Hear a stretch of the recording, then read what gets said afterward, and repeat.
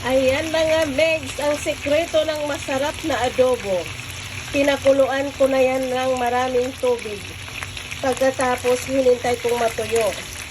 Ang natira, sarili niyang mantika. So ngayon, ang gagawin natin, prituhin siya sa sarili niyang mantika hanggang mag-brown. Ganun lang.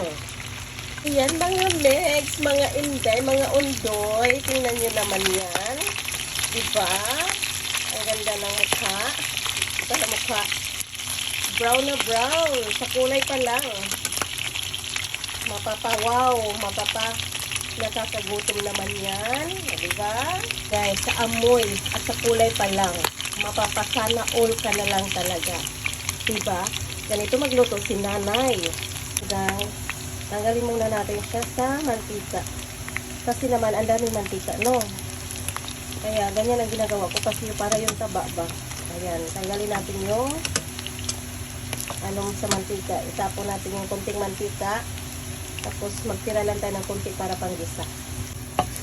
So, ayan. Diba? Inubos ko yung mantika, guys. Yan lang yung tinira ko. Kasi mamaya, maglalabas na naman ng mantika yung natin, spare ribs natin. So, gisa muna natin hanggang mag-brown.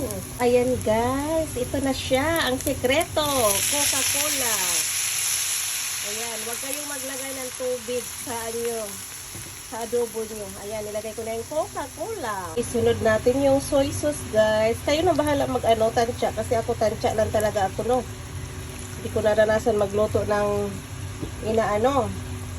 tinatakal. Ito, suka.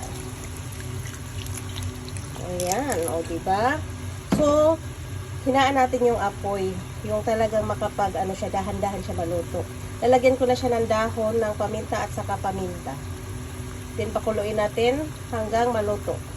Then guys, nilagay ko na yung tamanigi or anong tawag dito sa tamanigi sa Pinas is sibuyas bombay. So patuyuin muna natin siya ng konti kasi gusto ko pinatuyong adobo. Ayan na guys, tingnan natin. Ayan, meron pa siya konti. Ay, haluin natin yan kasi patuyo na siya. Ayan, masarap na adobo ba yung hanap nyo? Ayan, tingnan nyo. Wala na yung sauce. Ito yung perfect, guys. Super sarap talaga. Excited na ako kumain. Thank you for watching. Gayahin nyo at hindi kayo magsisi. Super yummy talaga.